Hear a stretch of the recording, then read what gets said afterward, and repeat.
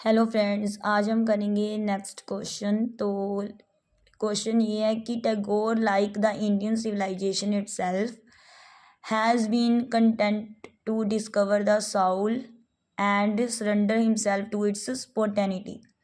Amplify this remark with special reference to Gitanjali.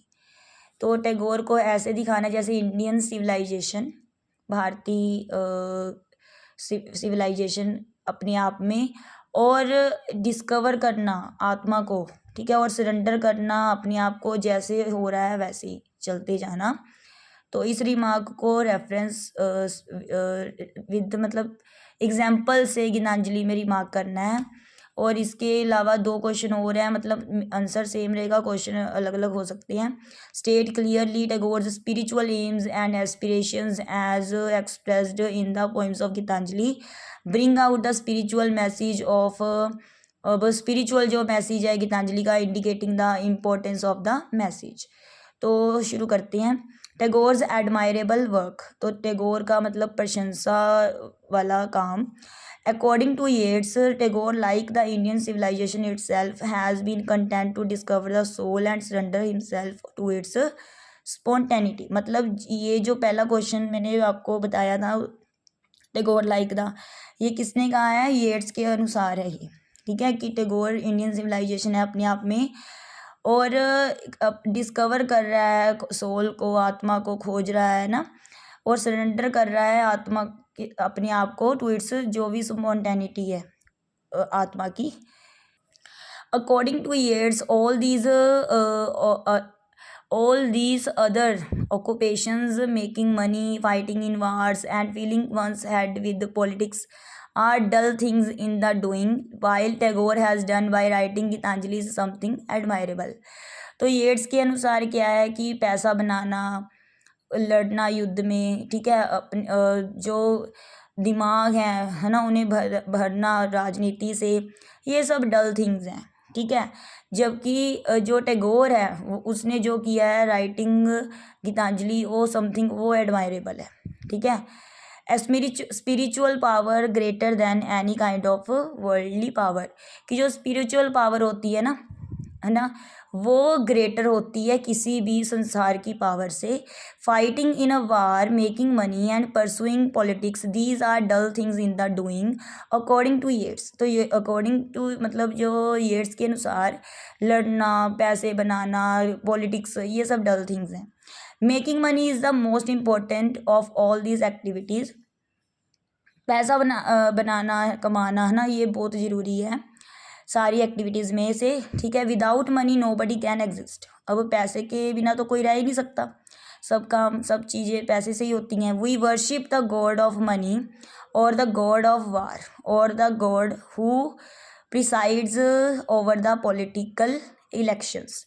तो कहते हैं हम पूजा करते हैं पैसे के जो भगवान होते हैं उसकी, ठीक है, गॉड ऑफ वार युद्ध के देवता की, और द गॉड हु जो पॉलिटिकल इलेक्शंस करते हैं वो। But there is a god higher than each of these other gods, लेकिन यहाँ एक और गॉड भी हैं सभी गॉड से ऊपर। There is a power of soul which is greater than the power of money. तो कहते हैं एक सोल है, पावर है आत्मा की, जो कि मनी की पावर से भी ज़्यादा ग्रेटर है, greater than the power of the weapons of war, युद्ध के हथियारों से ऊपर वो पावर है, and the greater than any authority which even the most successful politician can attain. मतलब जो पॉलिटिशियन है उसकी पावर से, युद्ध के हथियारों की पावर से सबसे ज़्यादा पावरफुल क्या है? आत्मा की शक्ति। India's spiritual values versus western materialism. अब जो इंडिया की जो स्पिरिचुअल वैल्यूज़ हैं उसकी जो वेस्टर्न मटीरियलिज्म है उसके बीच बताएंगे इसमें। According to Yeats, Tagore's discovery of the soul and his surrender to it in Gitanjali में be compare to the Indian civilisation itself.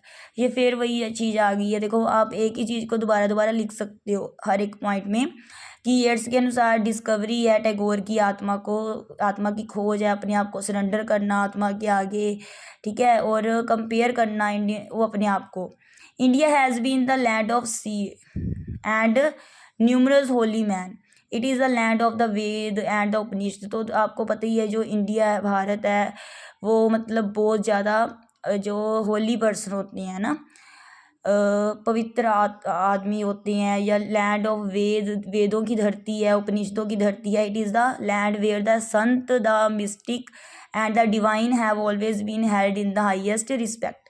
तो यहाँ पर संतों को है ना क्या दिया जाती है, बहुत ज़्यादा आदर सत्कार दिया जाता है. Well the western countries with their Christian religion can claim similar treasures and their own proud things. Similarly वो कहते हैं कि अब जो पश्चिमी कंट्रीज़ हैं ना, उनका भी जो उनकी जो क्रिश्चियन रिलीजन है वो क्लेम सिमिलर उनका खजाना है, उनकी प्राउड थिंग्स हैं. The west has always been more materialistic than spiritual while India has always believed in spirituality more than in material advancement. अब जो पश्चिम के लोग हैं वो ज़्यादा मटीरियलिस्टिक हैं, पदार्थवादी हैं, जबकि जो इंडिया के हैं वो स्पिरिचुअल हैं. ठीक है, तो वो ज़्यादा मटीरियल एडवांसमेंट में नहीं है, वो बिलीव करती हैं स्पिरिचुअलिटी में. The western civilisation has always attached the greatest importance to machinery and to material prosperity. मतलब वो ज़्यादा मटीरियल को मतलब इम्पोर्टेंस देती हैं जो पश्चिम के लोग हैं. The Indian civilisation has always attach the greater things of the spirit to truth, mercy, fellow feeling, charity and love. लेकिन जो इंडिया की सभ्याचार है ना, इंडिया में लोग कैसे हैं, वो सच है, उनके अंदर दया है, ठीक है, फेलो फीलिंग है, साथ वाले के साथ महसूस करते हैं, चैरिटी दान करती है, और प्यार वाली फीलिंग्स हैं. Tagore was a true product of the Indian culture and the Indian civilization, and his Gitanjali fascinated the Western readers because of its things of the spirit. तो टैगोर जो हैं वो सच्चे हैं इंडियन कल्चर में एंड इंडियन भारतीय सभ्याचार में. उनकी जो गीतांजलि है वो मोहित करती है जो वेस्टर्न के रीडर्स हैं उनको भी. ठीक है, Gitanjali gives a spiritual message which is mean for all the people of the world and not only for India's people. तो गीतांजलि स्पिरिचुअल मैसेज है सिर्फ for all the people of the world, मतलब संसार के सभी लोगों के लिए वो स्पिरिचुअल मैसेज है, ना कि केवल इंडिया के लोगों के लिए.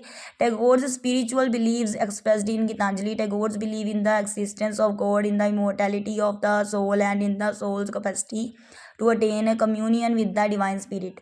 तो टैगोर का विश्वास है कि भगवान होते हैं, ठीक है, जो आत्मा अमर है, ठीक है, और अपनी आत्मा को हम कम्यूनियन कर सकते हैं भगवान से, आत्मा को परमात्मा से मिलाना. Tagore's spiritual believes shine through these poems and shed their light on all those who read them with some attention. तो टैगोर की जो स्पिरिचुअल बिलीव्स हैं शाइन करती हैं उनकी पोइम्स के द्वारा, एंड शेड करते हैं, लाइन फैलाते हैं, ऑल दोज उन सब जो रीड करते हैं उनकी पोइम्स को ध्यान से. Tagore's spirituality in the beginning of Gitanjali. तो शुरू में तो हमने जो पहले क्वेश्चन किया था 5th 6th वही वाला पॉइंट लिखना है. कुछ पॉइंट्स आपको बस पॉइंट पता होना चाहिए, मतलब हेडिंग पता होनी चाहिए. Spirituality in the beginning of, शुरुआती में.